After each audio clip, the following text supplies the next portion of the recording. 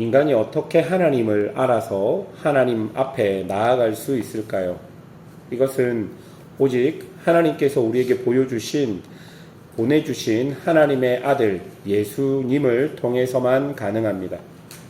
하나님은 구약을 통해 하나님이 우리 가운데 오시겠다고 약속하셨고, 여러 상황과 방법들을 통해 그 약속의 계시가 예수님이신 것을 알려주셨습니다.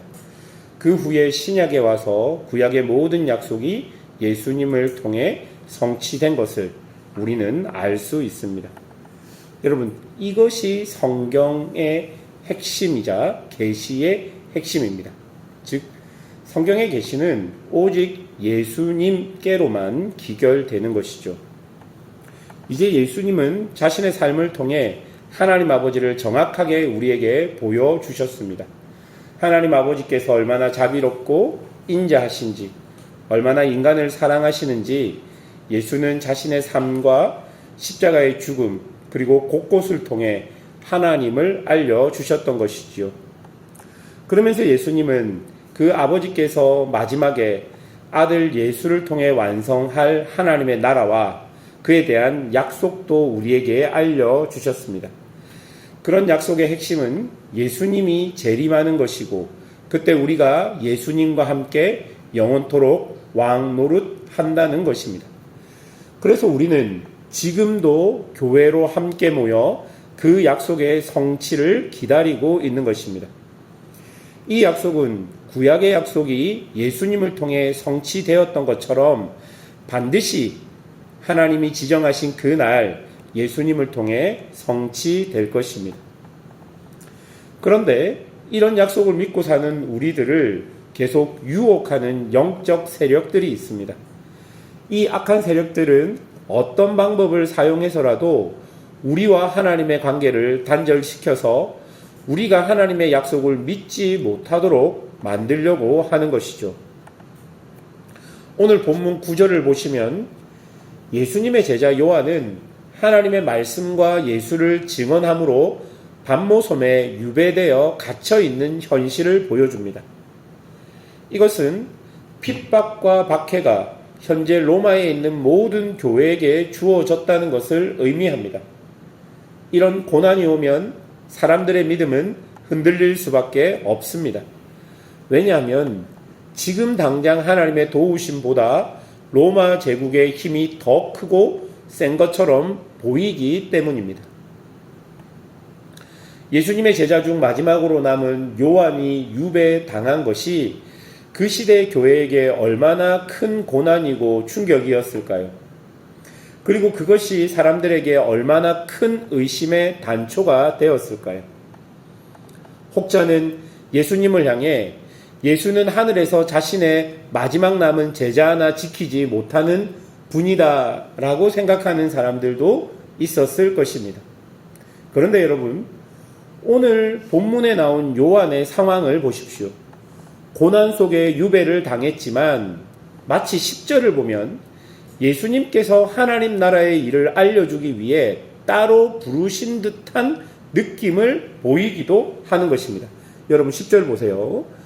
주의 날에 내가 성령에 감동되어 내 뒤에서 나는 나팔 소리 같은 큰 음성을 들으니, 여러분 유배당한 곳에서 성령의 감동이 되어 예수님을 직접 만납니다. 아이러니한 것이죠. 그리고 예수님은 요한에게 지금부터 보고 들은 것을 기록하여 7 교회에게 보내라고 말씀하십니다. 계시록에 등장하는 7 교회는 이 땅에 존재하는 모든 보편적인 교회의 대표입니다. 즉 예수님은 요한을 통해 7 교회에게 말씀하시면서 인류 온 역사 속의 교회에게 이야기하고 계시는 것이죠. 그렇게 온 교회에게 보내라고 말씀하시면서 가장 먼저 보여주신 것이 무엇입니까? 12절과 13절을 보십시오. 몸을 돌이켜 나에게 말한 음성을 알아보려고 돌이킬 때 7 금촛대를 보았는데 촛대 사이에 인자 같은 이가 발에 끌리는 옷을 입고 가슴에 띠를 띠고 라고 기록합니다. 여러분 여기에 나오는 7 금촛대는 7 교회입니다. 그런데 그 7금초대인 교회 사이에 누가 계시냐면 인자 같은 이가 계신다라고 기록합니다. 즉 예수님입니다. 7교회에게 편지를 써서 보내라고 말씀하시고 예수님이 가장 먼저 보여주신 것은 인자 같은 이, 즉 예수님 자신이라는 것입니다. 여러분, 여기에는 매우 큰 의미가 있습니다.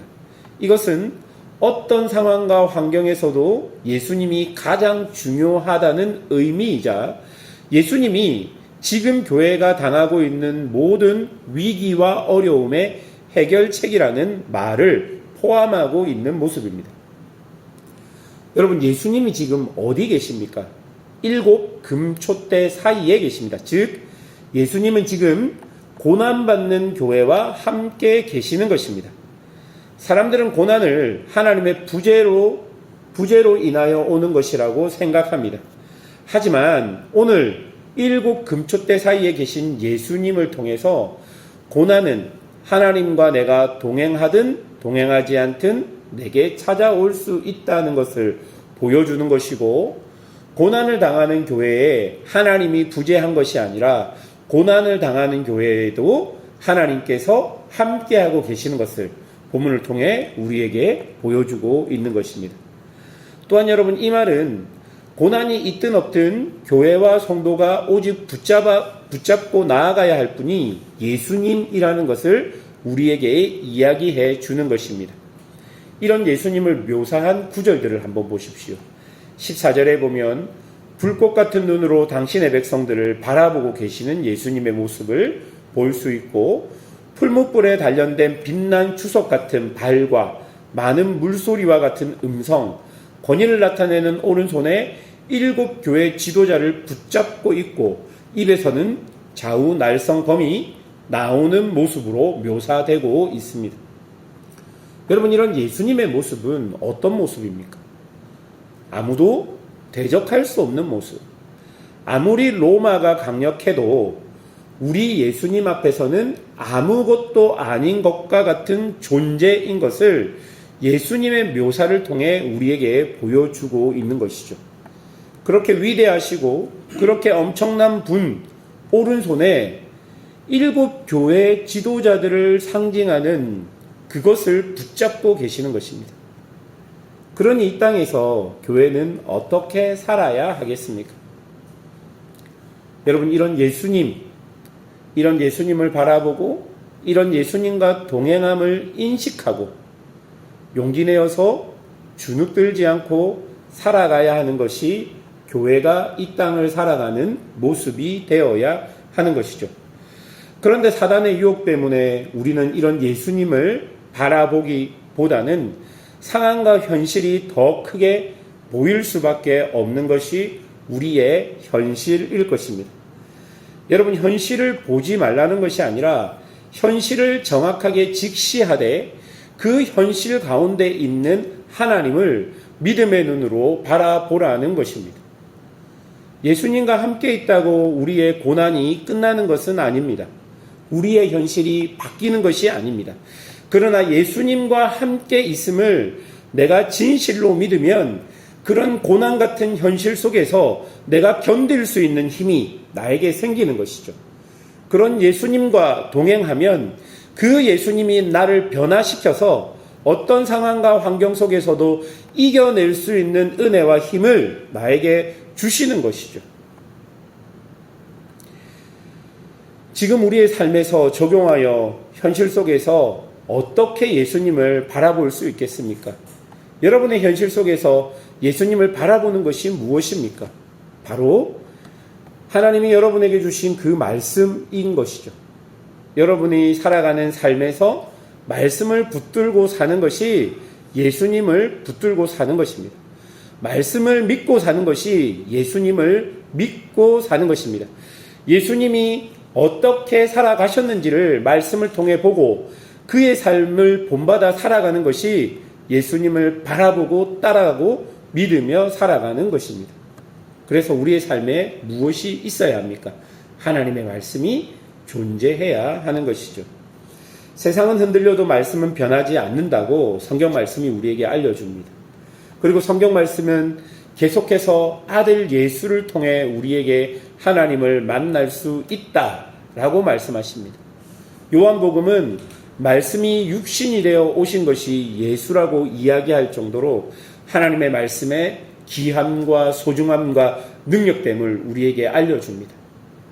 또한 성경은 하나님의 감동으로 되었다 말하며 우리를 교훈하며 의로 교육하기에 확실한 것이다라고 이야기합니다.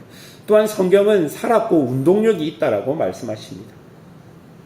우리의 삶에서 예수님을 바라보는 것은 그 말씀을 붙들고 그 말씀을 적용하며 살아가는 것임을 우리가 기억해야 할 것입니다.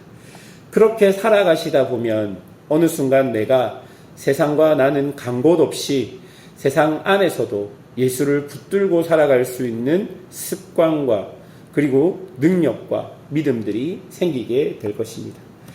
그런 예수님을 믿고 적용하는 삶을 오늘도 살아가는 은혜가 있기를 주님의 이름으로 축원합니다. 함께 기도하겠습니다.